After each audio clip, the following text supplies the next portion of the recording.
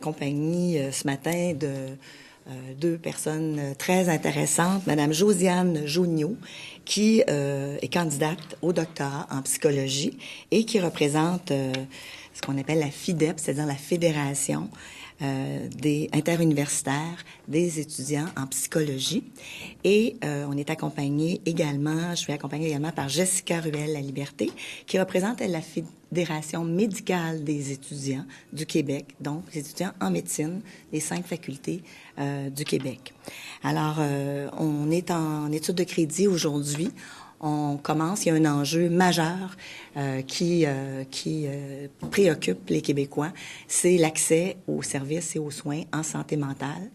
On l'a vu dans son plan d'action, le ministre prévoit 70 millions sur 5 ans, mais il n'y a rien avant 2018. Donc, il a confirmé qu'il n'y avait pas un sou avant 2018. C'est majeur. Il y a des urgences actuellement. Il y a des conditions assez dramatiques, je dirais, en termes de besoins d'accès en santé mentale. Et dans le cadre des études de crédit, je vous invite à nous suivre. On a des données qu'on a obtenues pour les délais d'action, des délais d'accès en santé mentale. Mais si je peux vous donner une information, déjà, une personne sur 4 doit attendre plus de 30 jours pour avoir son premier rendez-vous en santé mentale. Alors, en santé mentale, comme dans d'autres enjeux, il y a des urgences. Si ces patients-là étaient en hémorragie, on les ferait pas attendre 30 jours. Or, il y a des patients, dans ces patients, qui ont des urgences en santé mentale, dont la vie peut être menacée, entre autres, par risque de suicide. Alors, on est ici parce que tout le monde s'entend pour dire qu'on a besoin d'avoir davantage de psychologues dans notre système public. Actuellement, on en manque de façon marquée et les internes en psychologie ont une solution à présenter, solution qui ferait en sorte que s'ils avaient accès à une certaine rémunération, comme plusieurs autres en médecine, les infirmières praticiennes spécialisées, les pharmaciens qui font leur maîtrise, ont accès à une rémunération modeste pour leur stage. Alors, on pense que cette action-là pourrait avoir un impact, pourrait favoriser éventuellement aussi une plus grande rétention des gens, parce que avec la rémunération, on pourrait s'assurer que les candidats qui obtiennent leur diplôme de psychologue peuvent rester dans le système de santé publique. Alors, il y a certainement quelque chose de très intéressant à faire. Les besoins sont nombreux. Santé mentale, ça touche énormément d'enjeux. La schizophrénie, mais également les troubles dépressifs, anxieux, les troubles de déficit de l'attention, les déficiences intellectuelles, les troubles du spectre de l'autisme. On a des besoins criants, importants. Tout le monde au Québec connaît des gens qui ont ces besoins-là. Alors, je pense qu'on a besoin de prioriser, de faire en sorte que les psychologues restent. Et la raison pour laquelle j'ai réuni ces gens-là, c'est qu'au même moment où j'ai rencontré Josiane, eh bien, quelques jours après, j'ai reçu une lettre de la Fédération des étudiants en médecine qui disait, nous, on fait une demande parce qu'on veut avoir plus de psychologues qui travaillent avec nous. On a besoin de travailler en collaboration. Alors, je trouve que dans un contexte un peu triste au niveau de l'accès, où les Québécois ne voient pas de différence, ben le ministre propose une approche qui est très traditionnelle, qui est un peu dépassée. Et nous, on croit que la participation de plusieurs professionnels, mais vraiment bien intégrée dans notre système public, est une garantie. Alors, ce qu'on propose, c'est une solution concrète qui aurait des impacts rapides. En moins d'1 an, on pourrait avoir des impacts au niveau de la rétention des psychologues dans le système public. Donc, je pense que c'est une solution que le ministre devra considérer, et s'il ne la considère pas, que nous, on s'engage en tout cas à promouvoir à travers ça. Alors, je laisse la parole d'abord à Josiane Jonio, et puis ensuite à Jessica Ruel-Laliberté, qui vont présenter chacun leur point de vue, toujours dans la perspective d'améliorer l'accès des Québécois à des services en psychologie. Merci, Madame Lamar. Merci à tous et à toutes. La FIDEP, la Fédération interuniversitaire des doctorants et doctorantes en psychologie, se préoccupe sincèrement de l'accès public aux soins psychologiques et neuropsychologiques au Québec. Le manque d'accès à ces services engendre des conséquences sur la vie des personnes qui souffrent de troubles mentaux et leurs proches. On le sait, on l'apprend rapidement pendant nos études, les troubles en santé mentale, quand ils ne sont pas traités adéquatement, se complexifient et deviennent chroniques. Ceci entraîne des impacts sur la vie personnelle, familiale, professionnelle et sociale, en plus d'occasionner des coûts importants financiers pour les individus, mais aussi pour la société en général. Et ça, c'est sans compter la souffrance que peuvent vivre ces personnes. Traiter la santé mentale, c'est très complexe. Ça demande aux professionnels de la santé mentale, notamment les psychologues, d'être hautement formés pour traiter adéquatement les patients. Depuis 2006, un doctorat est obligatoire pour devenir psychologue au Québec, comme partout ailleurs au Canada. On doit effectuer au moins 7 années d'université, 700 heures de stage, en plus de tous nos cours et nos activités de recherche. Et pour conclure la formation, on doit compléter un internat de 1600 heures. C'est 1 an à temps plein, 35 heures semaine à offrir des services à la population.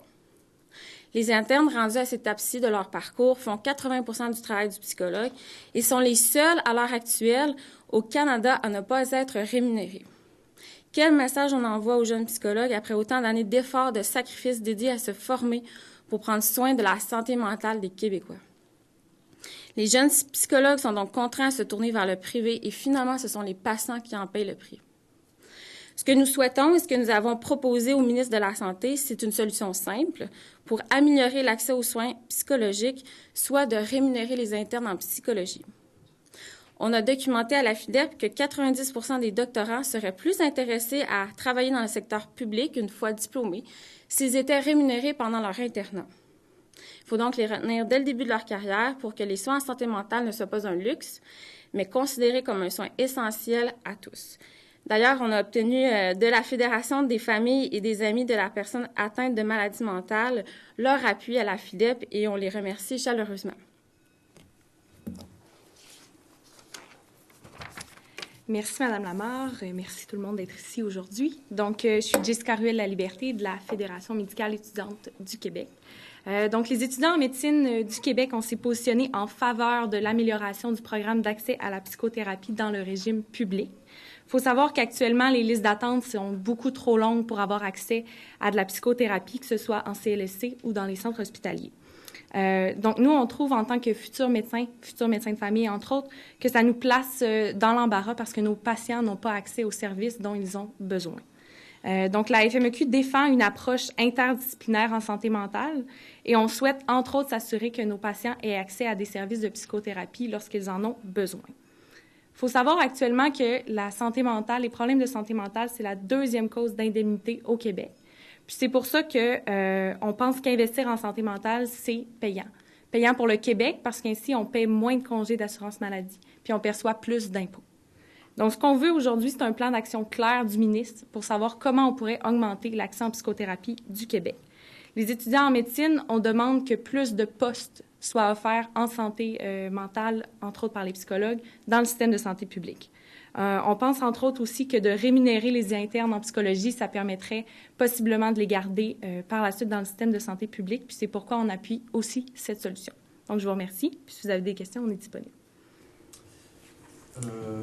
Madame Lamarre, combien ça pourrait coûter, évidemment, de rémunérer ces gens-là? Parce qu'évidemment, il y a un coût à tout. Est-ce que vous l'avez évalué? Oui, ils sont environ 250 candidats doctorants. On parle de gens là, qui ont 20 ans de scolarité, hein, alors 7 ans d'université, on a bien compris.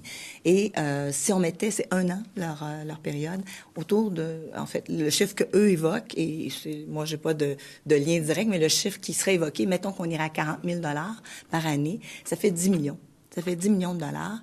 Et si on prend un modèle qui existe déjà avec d'autres étudiants, on sait que quand il y a ce genre de soutien de l'État aux étudiants, bien, on peut très souvent lier après un engagement pour une période de 2 ans, 3 ans dans le secteur public. Alors, c'est une façon intéressante. Ce qu'on voit quand on les rencontre, ces jeunes diplômés, ils disent, moi, la pratique dans le système public, c'est celle que j'aime le plus, mais c'est tellement pas rentable, il y a tellement pas d'ouverture et je suis tellement endettée que je dois travailler dans le secteur privé parce que là, je peux charger des montants plus importants lors des consultations. Or, le secteur public, on l'a vu, et je pense que et Jessica et Josiane ont très bien présenté, quand on traite pas, quand on n'a pas une bonne offre de services dans le secteur public, il y a des conséquences, il y a des hospitalisations, il y a des coûts de médicaments, il y a du désespoir et il y a des pertes d'accompagnement et de suivi appropriés. Donc, on pense que c'est un très bon investissement, très raisonnable.